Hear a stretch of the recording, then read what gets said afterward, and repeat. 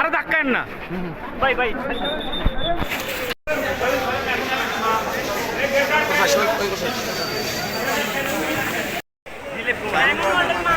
Diamond ওয়ালের মানে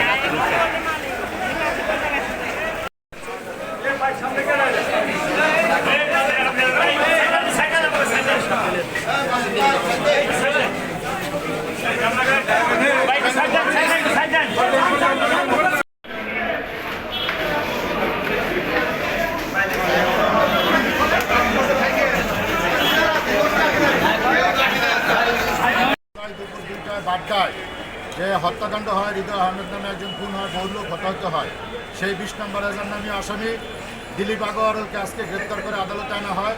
রাষ্ট্রপক্ষ 7 দিনের রিমান্ড চায়। আমরা রাষ্ট্রপক্ষে রিমান্ড আবেদনের শুনানি করে আমরাও রাষ্ট্রপক্ষে 7 দিন রিমান্ড চাই এবং আমরা বলি অবৈধ আগ্নেয়াস্ত্র এবং এই খুনি মিশনে যারা যারা গুলি করেছে তাদের তালিকা উদ্ধার করার জন্য এই প্রভাবশালী আসামি, এই বিত্তশালী আসামি 7 দিন রিমান্ড আমরা প্রার্থনা করি। আদালত সন্তুষ্ট হয়ে 3 দিনের রিমান্ড মঞ্জুর করে। তারপর আসামি পক্ষ চিকিৎসার জন্য একটা আবেদন দেয়, সেখানে আমরা রাষ্ট্রপক্ষের আরও জোরালো আপত্তি করি, যেহেতু সে রিমান্ডে আছে এখন তার এবং হাইকোর্টের নির্দেশ অনুযায়ী তার রিমান্ড আদালত মঞ্জুর করেছে। এই পর্যায়ে তার চিকিৎসার আবেদন শুনানির কোনো সুযোগ নাই।